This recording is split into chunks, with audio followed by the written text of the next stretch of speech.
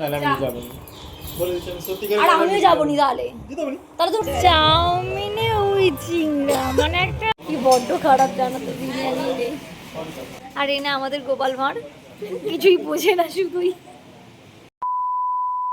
তবে আমার জীবনেও যে এরকম একটা দিন আসবে সেটা আমি সত্যিই কখনো ভাবিনি। স্কুল লাইফে আমরা প্রচুর ঘুরেছি, প্রচুর মজা করেছি, কিন্তু আমার বিয়ে হয়ে যাওয়ার পর থেকে খুব একটা কোথাও একসাথে ঘুরতে যাওয়া হয়নি। তো আমার বিয়ে প্রায় 2 বছর হতে যায়, এর মধ্যে আমরা একবারও কোথাও ঘুরতে যাইনি। আমাদের মতন যারা গ্রুপ ফ্রেন্ড তারা বুঝতে পারবে স্কুল লাইফটা আমরা কতটা মিস করি। অ্যাকচুয়ালি ওদেরকে আমি 2 বছর ধরে বলছি কোথাও একটা প্ল্যান কর, কোথাও ঘুরতে যাবো আমাদের বাড়ি, তোরা একবার আয়, তোদের সাথে একসাথে দেখা করি। হ্যালো সবাইকে, কেমন আছো তোমরা সবাই? আশা করি তোমরা সবাই খুব ভালো আছো। তো আমিও ভীষণ ভালো আছি।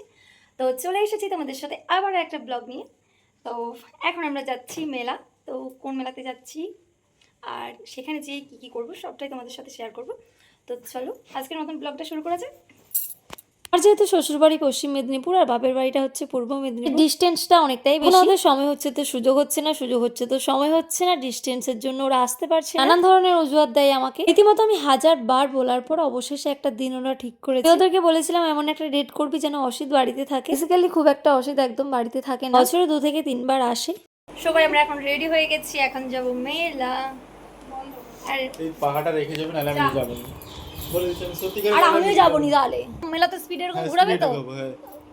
যারা সদ্য সদ্য বিবাহিত জুটি তারা বাড়ি থেকে বেরোনোর আগে মানে এরকম হাতাহাতি একটা লড়াই হয়েই যায়। ওই সময় দেখো ঝগড়া হবে না, যখনই কোথাও একটা যাওয়ার কথা বলবে ঠিক যাওয়ার আগের মুহূর্তে একটা কিছু নিয়ে ঝগড়া হবে। লোকে বলে নাকি বিড়াল 2.5 পা গেলেই ভুলে যায়। আমার মতন যারা রিজন ছাড়াই ঝগড়া করে তারা কপা গেলে ভুলে যায় বলো তো? আমার ঠিক জানা নেই, জানলে কিন্তু আমাকে প্লিজ তোমরা জানি। আমাদের ঝগড়া মানে ওই আর কি, সাপে লেগুলে এক্ষুনি হচ্ছে আবার একটু পরে ঠিক হয়ে গেছে। যেহেতু 4 জন ছিলাম আর একটা গাড়িতে যাওয়া একদমই সম্ভব নয়, আমাদেরকে আগে ছেড়ে দিয়ে গেছে, ওদেরকে আবার আনতে গেছে। যেটাই হাঁ করে না দাঁড়িয়ে থেকে ভাবলাম চলো একটু ঘুরি আমরা। এগুলো দেখো ঘর সাজানোর জন্য কত সুন্দর লাগছে না? আজকে সন্ধ্যেটা আমি কখনো ভাবিনি যে এরকম একটা দিন আমি কাটাবো। সন্ধ্যেটাই হয়তো একদিন আমার কাছে স্মৃতি হয়ে যাবে। এর পরেও যে এরকম একটা সন্ধ্যেতে আমরা সবাই মিলে একটা ঘুরতে যেতে পারবো, এটাই আমার কাছে অনেকটা বড় পাওয়া। তাই ভাবলাম আজকে সন্ধ্যেটা আমি মেলা থেকেই শুরু করি। বন্ধু যখন একসাথে কোথাও ঘুরতে যাওয়া হয় সেই আনন্দটা আরো দ্বিগুণ হয়ে যায়। মেলায় গেলে তো মেয়েদের চোখটা কিন্তু একদম চুড়ি কানের ক্লিপ এগুলোর দিকেই থাকে। আজকে সন্ধ্যেটা আমাকে একটা দিন মনে করে দিচ্ছে। আজ থেকে প্রায় কয়েক বছর আগে ঠিক আমি তখন 11-এ পড়তাম। স্কুল থেকে একটা ট্যুর হয়েছিল, যেহেতু ভূগোল সাবজেক্ট আমাদের দিকে যাওয়াটা একদম মাস্ট, না হলে প্র্যাকটিক্যালি নাম্বারটা দেওয়া হবে না। জোর করে আমরা যাইনি, নিজেরাই স্যারকে বলেছিলাম যে একটা আমাদেরকে কোথাও নিয়ে যেতে। এক লোকেশন খোঁজাখুঁজি করার পর ফাইনালি আমরা গিয়েছিলাম সবার প্রিয় সুন্দরবন। আমার যেহেতু জীবনের প্রথম ট্যুর, আবার বন্ধুদের সাথে স্যারদের সাথে। ও তো আমাদের ডিসেম্বরের ট্যুরটা হয়েছে কনকনে ঠান্ডার মধ্যে, সবাই বেরিয়ে পড়েছি সন্ধ্যেবেলা। আমাদের বাসটা ছেড়েছিল রাত্রি 10টায়। মধ্যে এক রাশ আনন্দ নিয়ে বাসে উঠেছি আর ওঠার পরে আমাদের দারুণ মজা করেছি।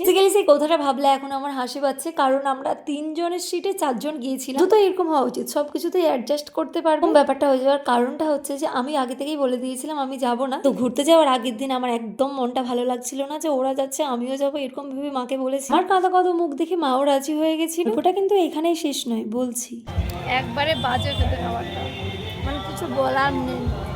চাউমিনে ওই চিংড়া মানে একটা বাজে বিষয়। মেলাতে গিয়ে যে এরকম একটা সিচুয়েশন আমাদেরকে ক্রিয়েট করতে হবে সেটা কখনোই ভাবিনি। মেলার সামনে একটা দোকানে আমরা খেয়েছিলাম, এত বিচ্ছিরি খেতে, আবার ওই চিংড়া পড়েছে মানে ভাবতে পারছো। আর খাওয়ার পরে যখন শুনলাম নাকি প্লেটে ওই চিংড়া পড়েছে, আমার তো প্রায় দমটা বন্ধ হয়ে আসছে। এরকম একটা পরিস্থিতি আমার সাথে কখনো এর আগে হয়। করা যাবে, কিছু তো করার নেই। তাই ওখান থেকে চলে গেছিলাম আমরা রেস্টুরেন্টে। ওটা থেকে 5 বেরিয়ে যাওয়ার মাঝে এই রেস্টুরেন্টটা। এর আগে আমি তোমাদেরকে এই লোকেশনটা বলেছি, আমার তো ভীষণই পছন্দ, এখানে খাওয়ার দাওয়ারটা আমার খুব ভালো লাগে। আসার পরে আমার মাথায় হাত, কারণ আজকে বিরিয়ানি প্রায় সব শেষ হয়ে গেছে। গেলে আমার রেস্টুরেন্টে আসার কারণটা হচ্ছে বিরিয়ানি। বিরিয়ানি ছাড়া আমার অন্য কিছু ভালোই লাগে না। খারাপ নিয়ে বসে আছে, ওদেরকে বললাম তোরা কি খাবি। এদিকে এনার কাণ্ড দেখো, কুড়েমির শেষ নেই, মানে এখানে বসে বসে হাত ধুতে হচ্ছে, একটু উঠে যেতে পারছে না। টিস্যু পেপারকে এখানে হাত ধোয়ার বেসিন বানিয়ে ফেলেছে। এদেরকে কেউ নোবেল দাও। আমরা যেহেতু অনেকটাই রাত করে এসেছি, এখন প্রায় খাওয়ার সব শেষ, এখনো বানানো হচ্ছে, তাই এখানে সবাই চলছে সেলফি তোলা। অনেকবার রিকোয়েস্ট করার পর অবশেষে 1 প্লেট বিরিয়ানি আমার জন্য আনা হয়েছে। আগে ভাগে আমার দিকেই সরিয়ে রাখা হচ্ছে। শুধু বিরিয়ানি অর্ডার করিনি, তার সাথে করেছিলাম তান্দুরি রুটি, চিকেন কষা, আর করেছিলাম একটা ভেজ রাইস, আর তার সাথে ছিল তড়কা। যেহেতু স্যাটারডে ছিল তার জন্য ওর নিরামিষ, তার জন্য স্পেশাল ভেজ ফ্রাইড রাইস। এখানে সব খাবারই দেওয়া হয়ে গেছে, এখনো তড়কাটা বাকি আছে, ওটা একটু দেরিতে বলেছিলাম বলে সময় লাগবে বলেছে। গোছানোর সময় আসলে যা হয় অবস্থা। এনার অবস্থা দেখেছো, খেতে খেতে ঘুম পেয়ে গেছে। চোখের সামনে এত খাবার থাকলে আমি একদম ওয়েট করতে পারি না। প্লেট আগে ভাগেই শেষ করে ফেলেছি। এখানে সবার খাওয়ারও কমপ্লিট হয়ে গেছে। তো মোটামুটি আমাদের এখন কটা বাজে? 11:43। এখন 11:45 বাজে। এখন আমাদের খাওয়া শেষ হয়েছে, সেই প্রায় 11টা থেকে আমরা এসেছি এখানে।